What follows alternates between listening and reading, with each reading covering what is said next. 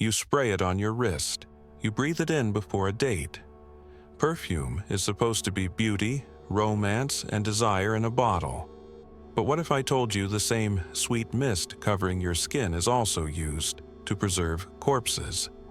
Yes, inside your favorite luxury fragrance is a chemical cocktail that links directly to death.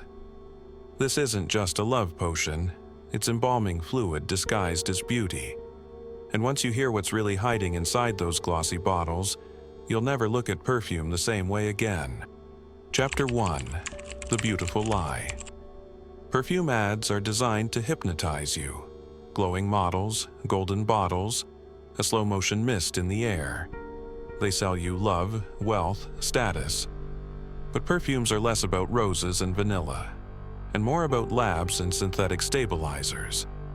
Most modern perfumes contain phthalates, chemicals that make the scent cling to your skin for hours. They also contain formaldehyde, a stabilizer that keeps perfumes fresh inside the bottle for years. Here's the creepy part.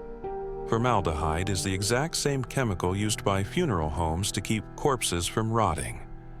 So, every time you spray, you're literally coating your skin with the same compound used to preserve the dead. Would you still call that luxury? Chapter 2: The Corpse Connection.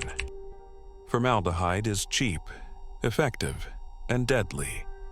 The International Agency for Research on Cancer classifies it as a human carcinogen. Long-term exposure is linked to leukemia and throat cancers.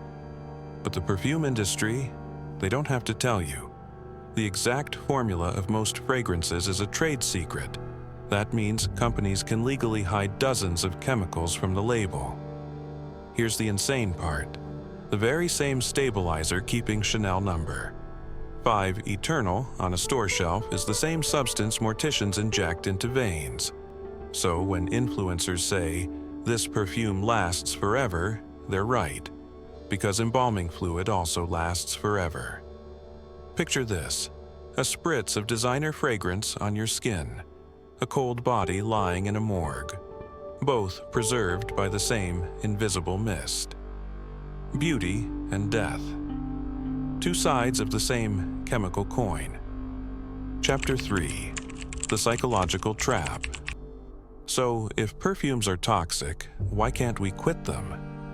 Because perfume companies don't just sell scent, they weaponize psychology. Smell is hardwired to the brain's limbic system, the same area that controls memory and emotion. That's why a single whiff can remind you of your childhood, your lover, or a place you thought you'd forgotten. Perfume brands exploit this. They lace scents with addictive notes that trigger dopamine, the brain's reward chemical. That's why one spray can feel like instant confidence, instant attraction, instant desire. You're not buying fragrance, you're buying a chemical leash. And the more you wear it, the more those scents become tied to your identity. Without them, you feel incomplete. That's how the industry traps you. Not with roses and jasmine, but with corpse preservatives and brain chemistry hacks. Next time you spray perfume, ask yourself, are you really smelling romance or embalmed death?